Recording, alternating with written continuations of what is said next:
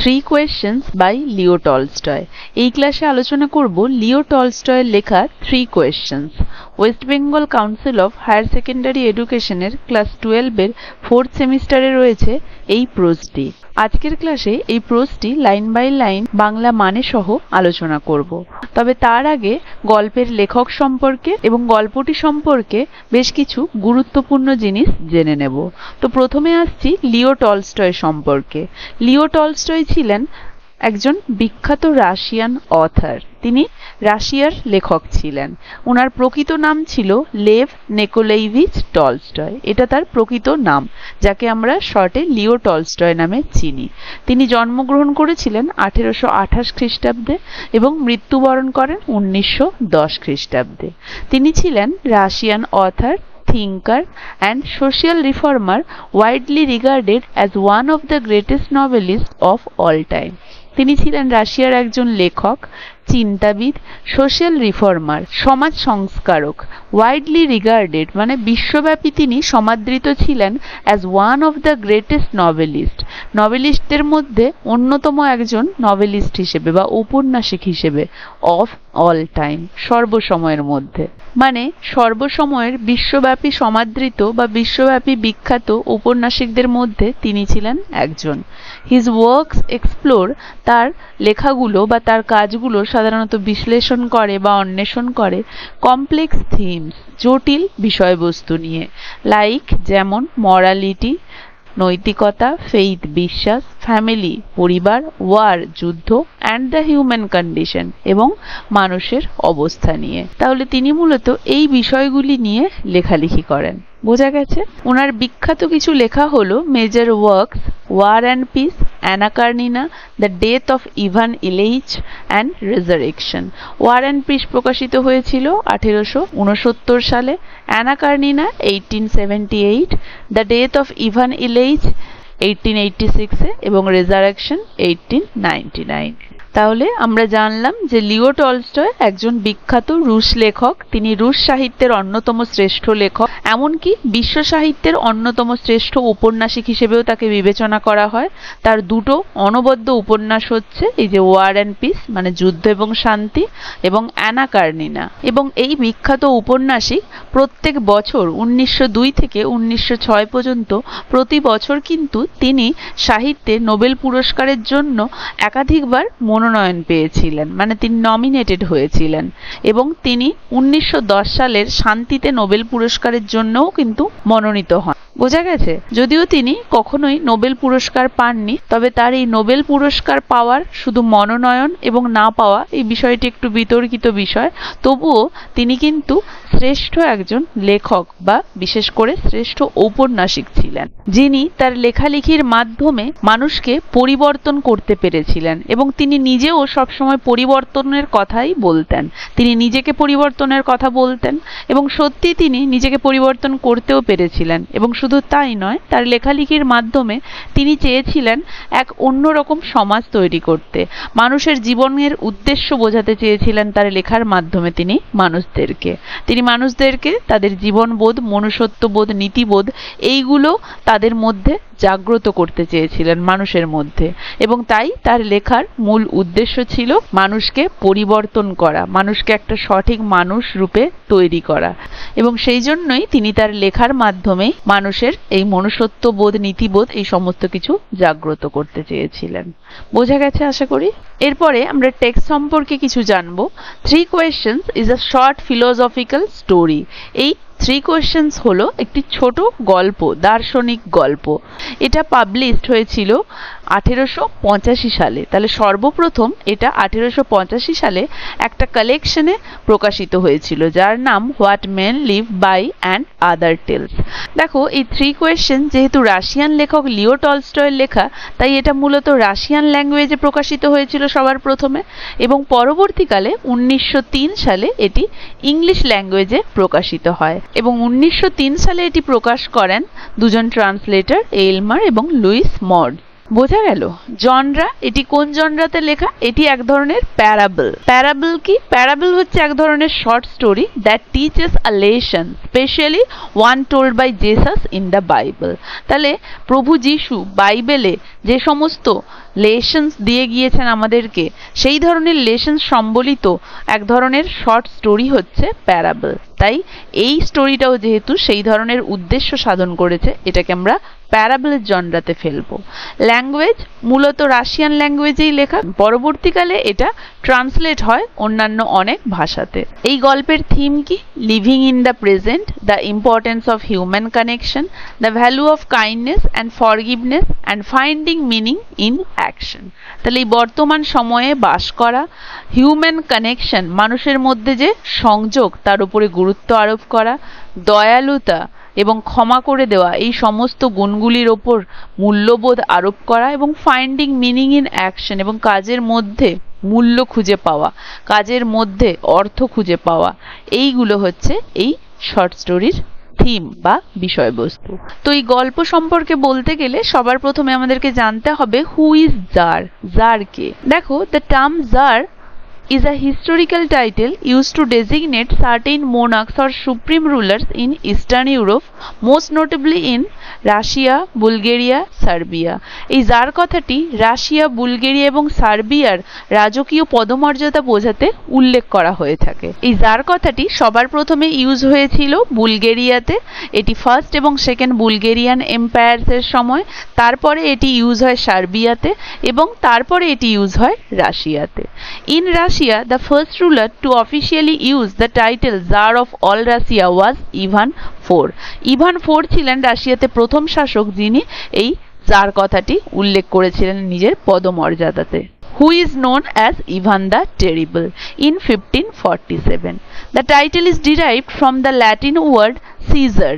Latin শব্দ caesar থেকে এই জার কথাটি এসেছে, ইন্ডিকেটিং ইম্পেরিয়াল স্টেটাস, মানে ইম্পেরিয়াল যে স্টেটাস বোঝাতে, সাম্রাজ্য বা সাম্রাজ্যিক যে পদ, সেই পদটি বোঝাতে এই কথাটি ব্যবহার করা হয়, যেটি ল্যাটিন ভাষা সিজার থেকে এসেছে। এবং তার পরবর্তীকালে the use of the title ended with the abdication of Tsar Nicholas II in 1917। 1917 সালে এই জার শব্দটি সবার শেষে ব্যবহার করেন নিকোলাস II। নিকোলাস II এর ক্ষেত্রে, রাশিয়ার যে শাসক নিকোলাস II, তার ক্ষেত্রে সর্বশেষ এই জার শব্দটি ব্যবহার করা হয় ডিউরিং দ্য রাশিয়ান রিভলিউশন, কারণ তারপরে ওনাকে সিংহাসনচ্যুত করা হয়েছিল, রাশিয়ান রিভলিউশন হয়েছিল। তাহলে প্রথম জার কথাটি ব্যবহারকারী শাসক হলেন রাশিয়ান শাসক ইভান IV, এবং শেষ জার ছিলেন নিকোলাস II। বোঝা গেছে? Tsar initially meant emperor and was used to emphasize the divine and absolute authority of the ruler. Russian Tsar held autocratic power, meaning they had total control over the state and its people.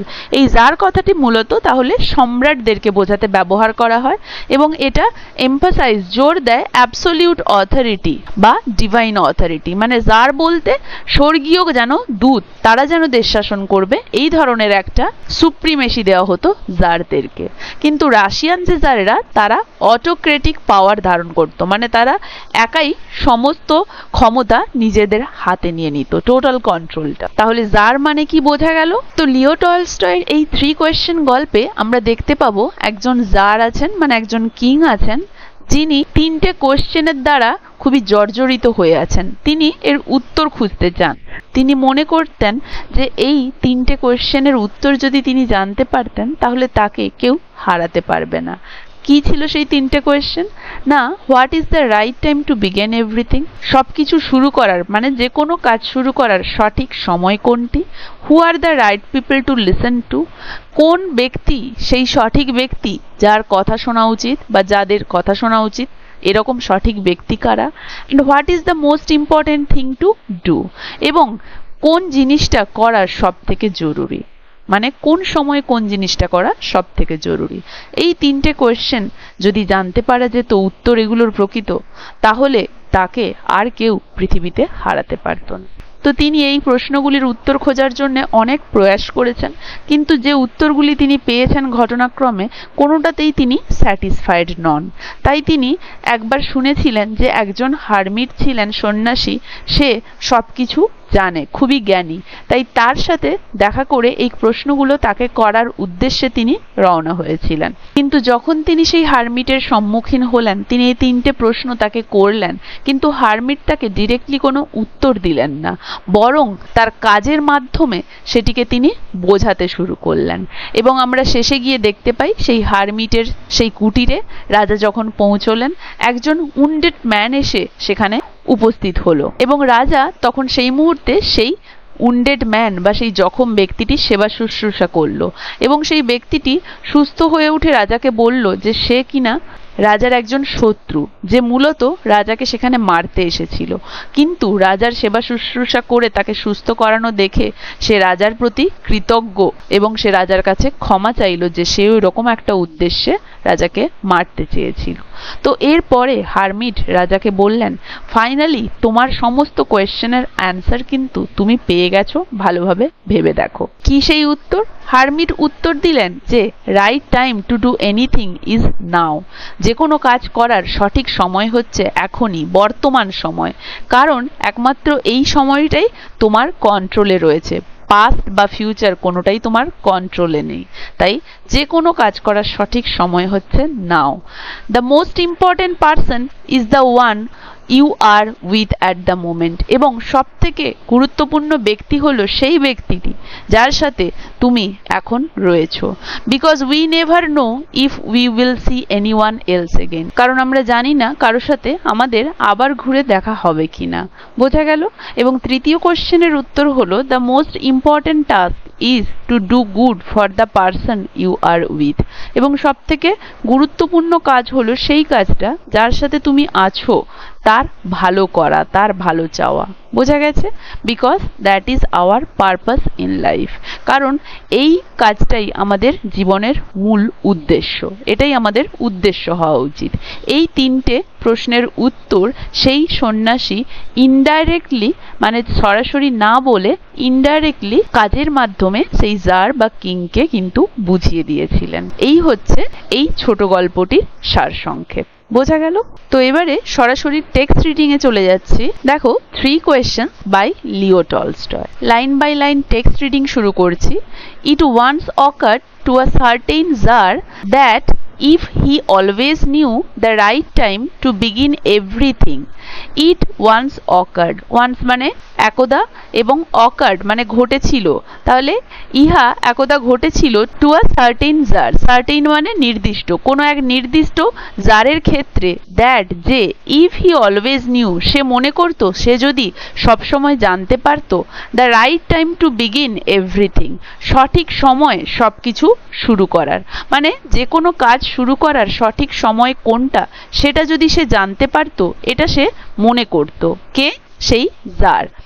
if he knew who were the right people to listen to যদি সে জানতে পারত যে কারা সেই সঠিক মানুষ যাদের কথা শোনা উচিত, and whom to avoid এবং কাদেরকে এড়িয়ে চলা উচিত, মানে কাদের কথা শোনা উচিত নয়, and above all এবং সর্বোপরি if he always knew যদি সে সর্বদা জানতে পারত what was the most important thing সব থেকে গুরুত্বপূর্ণ জিনিস বা বিষয় কোনটা টু ডু করার জন্য, he would never fail in anything he might undertake তাহলে সে কখনোই ব্যর্থ হতো না কোনো কিছুতে যা কিছুই সে করত। আন্ডারটেক মানে যা কিছুরই সে অধিকারী হতো, মানে যা কিছুই সে তার হাতে নিত করার জন্য। তাহলে সেই নির্দিষ্ট যার একদা সে মনে করেছিল যে সে যদি জানতো কোনো কাজ শুরু করার সঠিক সময় কোনটা, কোন ব্যক্তিদের কথা শুনে চলা উচিত, কাদেরকে অ্যাভয়েড করা উচিত এবং সর্বোপরি সবথেকে গুরুত্বপূর্ণ কাজ কোনটা, এই 3টে কোয়েশ্চেনের উত্তর যদি সে জানতে পারত তাহলে সে কোনোদিনও যা কিছুই করতে যেত কোনো কিছুতেই সে ব্যর্থ হতো না। বোঝা গেল? নেক্সট দেখো, and this thought having occurred to him, এবং এই চিন্তাটা তার অকার্ড মানে দেখা দিয়েছিল, তাহলে এই চিন্তাটা তার মধ্যে দেখা দিয়েছিল। কোন চিন্তাটা? এই যে তিনটে প্রশ্ন। He had it proclaimed throughout his kingdom. Proclaimed মানে হচ্ছে ঘোষণা করে দেওয়া, অ্যানাউন্স।